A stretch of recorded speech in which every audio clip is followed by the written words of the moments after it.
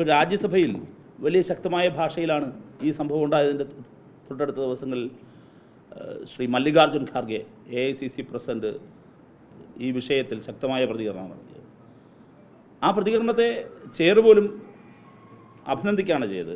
സാധാരണഗതിയിൽ അങ്ങനെ ഒരു കാര്യം ഇപ്പോൾ പാർലമെൻറ്റിൽ നടന്നു വരുന്നതല്ല, പക്ഷെ അത് നടന്നു.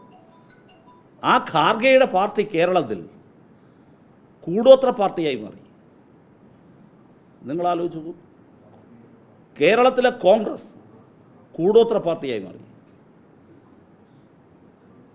ആ കൂടോത്ര പാർട്ടി എത്രയെത്ര സംഭവങ്ങളാണ് പുറത്തു വന്നിരിക്കുന്നത്. ഒരൊറ്റ സംഭവമാണ്.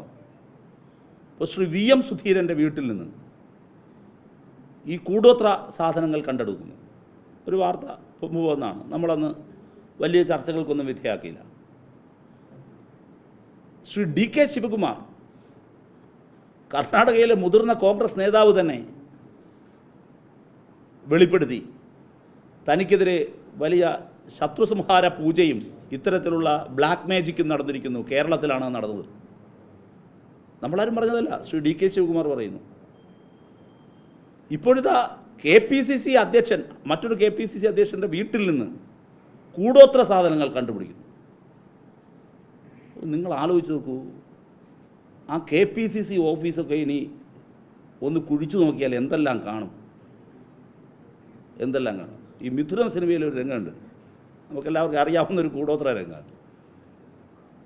അപ്പോൾ അതിൽ പറയുന്നുണ്ട്, ഈ മഹാൻ്റെ ശിരസ് പിളർന്ന് അന്തരിച്ചു പോകണമേ എന്ന് പറയുന്നുണ്ട്.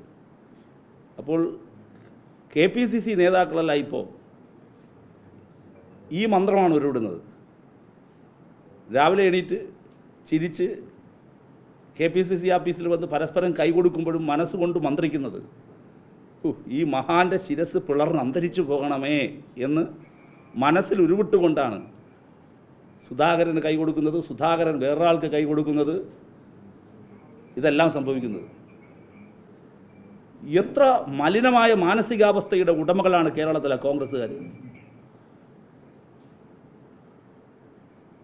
ഇപ്പോൾ കേരളത്തിലെ കോൺഗ്രസ് അല്ലേ വൈക്കം സത്യാഗ്രഹത്തിൻ്റെ വാർഷികം വലിയ തോതിൽ ആചരിച്ചത്. എന്തായിരുന്നു നവോത്ഥാന പാരമ്പര്യത്തിൻ്റെ ചരിത്രം?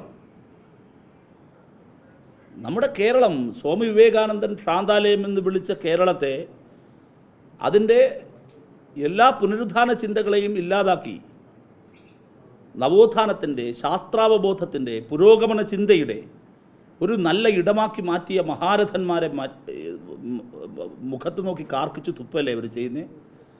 ശ്രീനാരായണ ഗുരു, അയ്യങ്കാളി, നമ്മുടെ വക്കം അബ്ദുൽ ഖാദർ, മക്തിത്വങ്ങൾ, ഇങ്ങനെ നവോത്ഥാന പ്രസ്ഥാനത്തിൻ്റെ ഒരു പ്രൗഢഗംഭീരമാർന്ന ഭൂതകാലമല്ലേ നമ്മുടെ നാടിനുള്ളത്. ഇപ്പോൾ നവോത്ഥാന മൂല്യങ്ങൾ പുതിയ തലമുറയെ പഠിപ്പിക്കാൻ ബാധ്യസ്ഥരായവർ കൂടിയല്ലേ കോൺഗ്രസ്. ഇപ്പോൾ കേരളത്തിലെ കോൺഗ്രസ് പ്രസ്ഥാനം, ദേശീയ പ്രസ്ഥാനം കോൺഗ്രസ് എങ്ങനെയായിരുന്നു അതിൻ്റെ പ്രാരംഭകാലത്ത്? കേരളത്തിലെ ഇടത് പുരോഗമന രാഷ്ട്രീയ പ്രസ്ഥാനങ്ങളും കർഷക പ്രസ്ഥാനങ്ങളും പുരോഗമന കലാസാഹിത്യ പ്രസ്ഥാനങ്ങളുമാണ് കേരളത്തിലെ നവോത്ഥാന പ്രസ്ഥാനത്തിൻ്റെ മുന്നിൽ നിന്ന് നയിച്ചത് എന്ന് പറയുമ്പോഴും കേരളത്തിലെ ദേശീയ പ്രസ്ഥാനം, ഇന്ത്യയുടെ ദേശീയ പ്രസ്ഥാനത്തിൻ്റെ ഭാഗമായി ഇന്ന് കോൺഗ്രസ് എടുത്ത സമീപനം എന്തായിരുന്നു? അന്നത്തെ കോൺഗ്രസ് ഇത്തരം ചിന്തകൾ, ആധുനിക വിദ്യാഭ്യാസം, അതിൽ നിന്ന് ഉയർന്നു വരുന്ന ദേശീയ അവബോധം, ഇതെല്ലാം വളർത്തിയെടുക്കുക എന്നുള്ളത് അന്നത്തെ കോൺഗ്രസിൻ്റെ ലക്ഷ്യമായിരുന്നില്ലേ? നെഹ്റുവിൻ്റെ പാർട്ടിയല്ലേ ഇത്? നെഹ്റുവിനെ BJP ഗവൺമെൻറ് ഉപേക്ഷിക്കുന്നു, അവഗണിക്കുന്നു എന്നതാണല്ലോ ഞങ്ങളും കോൺഗ്രസുമെല്ലാം ഇപ്പോഴും പറയുന്ന വാദം. നെഹ്റുവിനെ എന്തേ മറക്കുന്നു എന്നാണല്ലോ കോൺഗ്രസ് ചോദിക്കുന്നത്. എന്താ നെഹ്റുവിൻ്റെ പ്രത്യേകത? ആ നെഹ്റുവല്ലേ ശാസ്ത്രാവബോധത്തിൻ്റെ പ്രവാചകൻ അല്ലെങ്കിൽ പ്രചാരകൻ എന്ന് പറയാവുന്നയാൾ? ആ ശാസ്ത്രാവബോധം ഉയർത്തിപ്പിടിക്കണം നെഹ്റു ആവർത്തിച്ചു പറയുന്നൊരു കാര്യമായിരുന്നില്ലേ? ആ നെഹ്റുവിൻ്റെ കോൺഗ്രസ് ഇന്ന് കൂടോത്ര പാർട്ടിയായി കേരളത്തിൽ മാറിയിരിക്കുകയല്ലേ? ഹത്രാസിൻ്റെ കൂടി പശ്ചാത്തലത്തിൽ അതിനൊരു പൊളിറ്റിക്കൽ ആംഗിൾ രൂപപ്പെടല്ലേ? അപ്പോൾ ഇവിടെ കൂടോത്രം നടത്തുന്നവർക്ക് ഹാത്രാസിലെ പ്രശ്നങ്ങളെ എങ്ങനെയാണ് തള്ളിപ്പറയാനാവുക? ഇപ്പോൾ ശ്രീ രാഹുൽ ഗാന്ധി അവിടെ സന്ദർശനം നടത്തി. ഞാൻ ചോദിക്കുകയാണ്, ഈ ഒരു വശത്ത് കൂടോത്രം, അവിടെ ഇത് ഞാൻ രാഹുൽ ഗാന്ധിയോട് ഒരു മുന്നറിയിപ്പ് കൊടുക്കാൻ ആഗ്രഹിക്കുന്നത്, പ്രിയങ്ക ഗാന്ധി ഇങ്ങോട്ട് മത്സരിക്കാൻ പറഞ്ഞു വിട്ടിരിക്കുകയാണ്. രാഹുൽ ഒഴിയുമ്പോൾ അതെങ്കിലും ഒഴിഞ്ഞു പോകുമെന്ന് കരുതിയിരുന്നവരായിരിക്കും ഇവിടെ ഉണ്ടായിരുന്നവർ.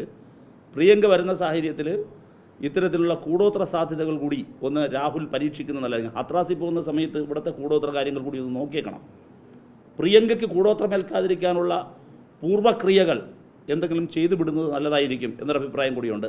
ആർക്ക് കൂടോത്രം വയ്ക്കാം എന്ന് കരുതുന്ന കേരളത്തിലെ ഒരു പാർട്ടി കോൺഗ്രസ്, ഇപ്പോൾ കൂടോത്രം കോൺഗ്രസ്സായി മാറിയ കൂടോത്ര പാർട്ടിയായ കോൺഗ്രസ് KPCCയുടെ ആഫീസിനകത്ത് നിന്ന് ഏറ്റവും ചുരുങ്ങിയത് നെഹ്റുവിൻ്റെയും ഗാന്ധിയുടെയും ചിത്രമെങ്കിലും എടുത്തു മാറ്റാൻ തയ്യാറാണ്. ഇനി കേരളീയ നവോത്ഥാനം എന്നൊരു വാക്ക് പറയാൻ കോൺഗ്രസിന് അവകാശമില്ല. ഇത് കേരളത്തിന് അപമാനകരമാണ്. കേരളം ലജ്ജതയോടെ തലതാഴ്ത്തി നിൽക്കുകയാണ്. ഇപ്പോൾ നരബലി നടന്നില്ലേ കേരളത്തിൽ? അത്തരം സംഭവങ്ങളെ നമ്മൾ ഞെട്ടലോടെയല്ലേ കണ്ടത്?